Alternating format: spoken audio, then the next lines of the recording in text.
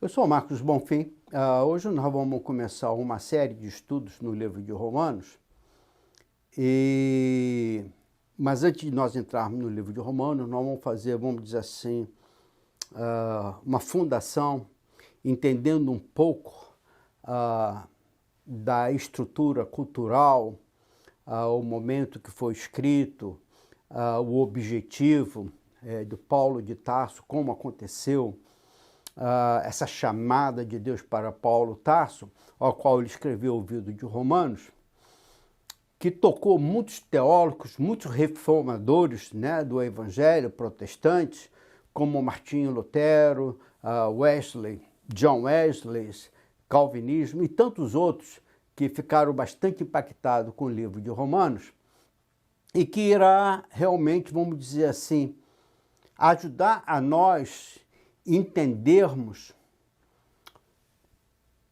numa visão muito mais profunda o Novo Testamento. Eu quero ressaltar a vocês que Paulo, antes dele ter essa chamada que eu vou ler aqui, que está na Bíblia, em Atos, capítulo 8 e o capítulo 9, a chamada do Paulo é uma coisa, vamos dizer assim, chocante, em que muitos ficaram até mesmo com dúvida. Como é que pode esse cara ser chamado para ser apóstolo de Jesus Cristo, apóstolo de Deus, e escrever tantos livros, ser usado por Deus para que nós hoje tenhamos tantos livros como Colossenses, Filipenses, Efésios, Tessalonicenses e por aí vai, escrito por Paulo. Então Paulo era um cara que odiava os crentes, odiava os seguidores de Jesus Cristo. Ele foi, durante a adolescência dele, ele foi altamente treinado, altamente educado pelos melhores mestres judaicos que entendiam da lei do judaísmo. Teve as melhores escolas, vamos dizer assim, né? As melhores escolas, os melhores professores, enfim. Era um cara altamente qualificado, estudioso nas leis judaicas. E ele passou a ser um perseguidor muito forte contra os cristãos, até mesmo mandando matar, prender, enfim. Eu vou ler aqui para vocês o capítulo 8, em Atos, capítulo 8, versículo 1 até o versículo 3, para que vocês possam entender, e depois vamos ler uma passagem também em Atos, capítulo 9, para que vocês possam entender a chamada de Paulo para esse ministério. É uma coisa assim, na nossa capacidade intelectual, seria até uma coisa assim ilógica. Mas Deus, no seu poder, na sua visão, ele usou Paulo de uma maneira tão eficaz, tão... Bom, vamos ver o que ele diz aqui.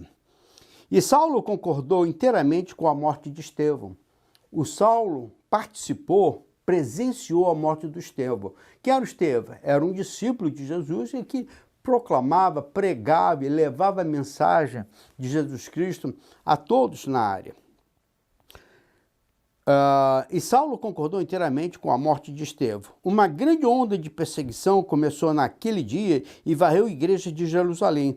Todos eles, com exceção dos apóstolos. O que eram os apóstolos?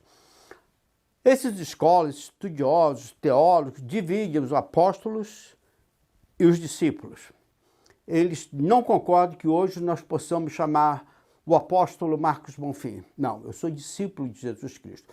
O apóstolo, na interpretação desses teólogos, desses experts nessas áreas de estudo de teologia, da palavra de Deus, os apóstolos foram aqueles que foram chamados diretamente por Jesus Cristo. Né? Foram chamados diretamente por Jesus Cristo, ao qual teve um poder de fazer milagres. Né? Em várias passagens nós vimos isso. Então vamos lá. Todos eles, com exceção dos apóstolos, foram dispersos pelas regiões da Judéia e de Samaria. Alguns homens devotos vieram e com grande tristeza sepultaram Estevão. Foi o primeiro a morrer em público apedrejado. Saulo, porém, procurava destruir a igreja. E lá de casa, em casa, arrastava para fora homens e mulheres e os lançava na prisão. Esse era o perseguidor da nossa igreja. Aí vocês vejam aqui a conversão de Paulo, de Saulo, né? Na época ele era chamado de Saulo. O Saulo era um romano, criado na cidade de Tarso, então, tanto que ele veio ser chamado Paulo de Tarso, né? Enquanto isso, Saulo, motivado pela ânsia de matar os discípulos de Jesus, capítulo 9, versículo 1, procurou um sacerdote, pediu cartas para as sinagogas da Damasco. O que ele estava fazendo? Ele estava procurando o apoio das autoridades, dos sacerdotes, para que pudesse perseguir, matar, colocar na prisão os cristãos. Pediu cartas para as sinagogas em Damasco, solicitando que cooperasse com a prisão de todos os seguidores do caminho, homens e mulheres, que ali entrasse para levá-los como prisioneiros a Jerusalém. Quando se aproximava de Damasco, de repente uma luz do céu brilhou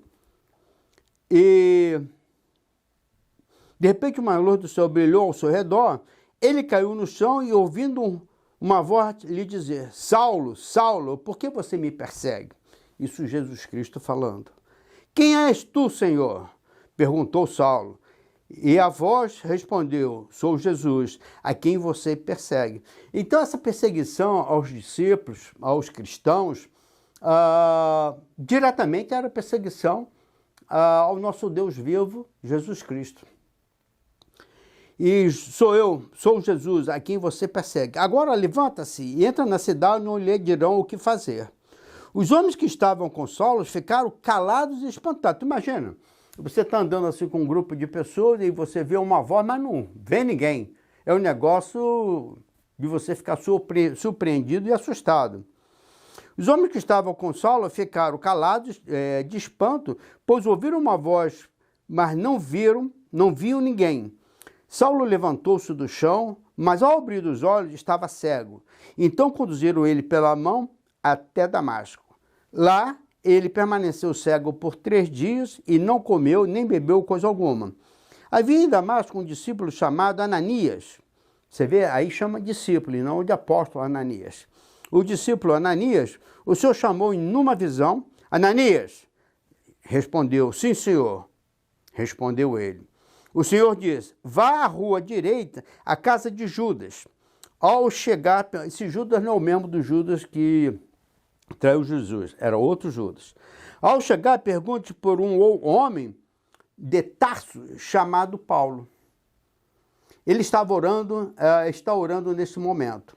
Mostrei-lhe uma visão, um homem chamado Ananias, chegando e impondo as mãos sobre ele para que voltasse a enxergar. Então Ananias esticou a mão para o Paulo para que ele pudesse voltar a enxergar. Mas o Ananias também ficou muito desconfiado, né? E o Ananias diz assim, Ananias, porém, respondeu, Senhor, ouvi muita gente falar de coisas horríveis que esse homem vem fazendo ao teu povo santo de Jerusalém.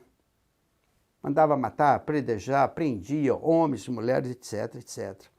E ele tem autorização dos principais sacerdotes para prender todos que invocam o teu nome.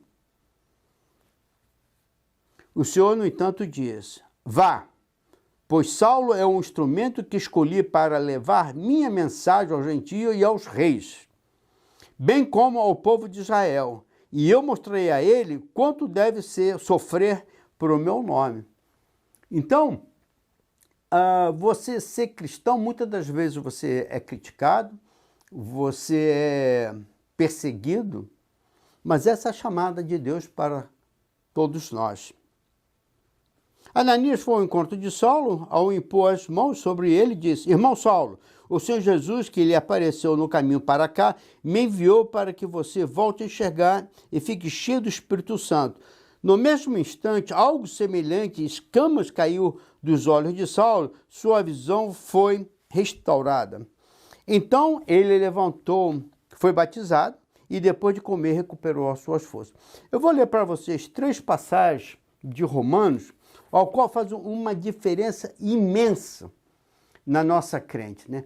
Muitos dos cristãos pensam que para conquistar a salvação, eles precisam ser boas pessoas, eles precisam dar o dízimo, né? Se não der o dízimo, Deus vai punir, tem que ser pessoas caridosas, pessoas bondosas, etc, etc, etc. Então vocês vão ver que não é nada disso. E Paulo nos escreve muito bem e diz assim, Romanos 3, capítulo 3, versículo 23. Pois todos pecaram e não estão ao alcance o padrão da glória de Deus. Então vou repetir, desculpem. Pois todo pecado e não alcança o padrão da glória de Deus. Mas ele, em sua graça, nos declara justo por meio de Jesus Cristo, que nos resgatou do castigo por nossos pecados. Então Jesus pagou todos os nossos pecados. Vamos aqui ler mais um verso e vocês vão entender. E esse livro de Romanos, ele é muito profundo, que faz com que nós, crentes, possamos entender a vontade de Deus, como nós fomos justificados pela sua graça e que nós façamos uma transformação em nossas vidas.